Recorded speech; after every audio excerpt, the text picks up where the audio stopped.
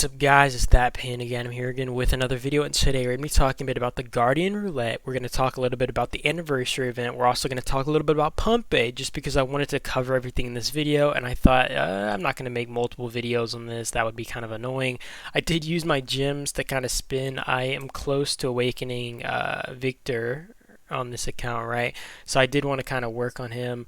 And yeah, so basically the question is he worth it? And in my opinion, I do think that he's worth it. He's one of the better garrison heroes if you had to ask me, right? Also, I want to make a note to say, last time I had talked about this, and it was basically that the roulette, it costed double the gems, right? And this was on Bianca's roulette. So apparently it's double the draws as well, just so you guys know, compared to like compared to the normal roulettes, just so you guys know. So it kind of evens out, sort of, if you guys know what I mean. Either way, I do think that Victor's worth at the very least unlocking. I do personally like investing in him. Not only is he just a really good garrison hero, I think that he works in the field pretty well. I replaced my Lee with him on one of my accounts. I'm trying to work on him right now so I can replace him in my lineup. I personally use him with like Lewis and stuff, but I don't know. It depends on your preference, who you kind of want to run him with. Overall, I think that Victor's a pretty good hero. At the very least, I do recommend kind of trying to unlock him if you're capable of doing that. That being said, now we can hop into the anniversary thing, okay? There's not really much to say here. Obviously, the other events haven't opened up. I think they open up at reset today. But this is, I mean, I guess any event's always a nice event. But at the same time, it's kind of like, you know, more events they release, more money kind of coming in. I will say, like, the main thing I want to talk a bit about is, like, the skins, if they're worth it, okay? We got the King of Fighters 97, and I might still do another video on this just because a lot of people aren't going to see, not a lot of people are probably going to see this who specifically want to know if the skins are worth it. But overall, like, Fighting Arena, for example, this thing probably is going to cost $10, right? Should you buy it? In my opinion, I'm not going to buy it, right? I will say the only case that I would probably buy it is for the research speed, 1%, and I'm gonna eat my words one day, because they're probably gonna release new tech or something, or they're gonna do something like Rise of Kingdoms, having crystal tech for every single KVK, right? And I'm gonna hate that, because I'm gonna be like, damn, I should have. I should have been getting these skins, and I could have been maxing out my tech way sooner. Overall, I personally don't think the skin's worth it. Visibly, it's more appealing than some of the others, so I might buy it. I would maybe buy it just for that simple factor, but otherwise, I wouldn't get it for the stats or anything. It's just not me, and I've also reached the end of my tech basically, so I don't really need that. Legendary skin, nothing wrong with it, I guess. I mean, you're probably going to be spending upwards of 1,000 or thousands, right, for this kind of skin, depending what bracket you're in.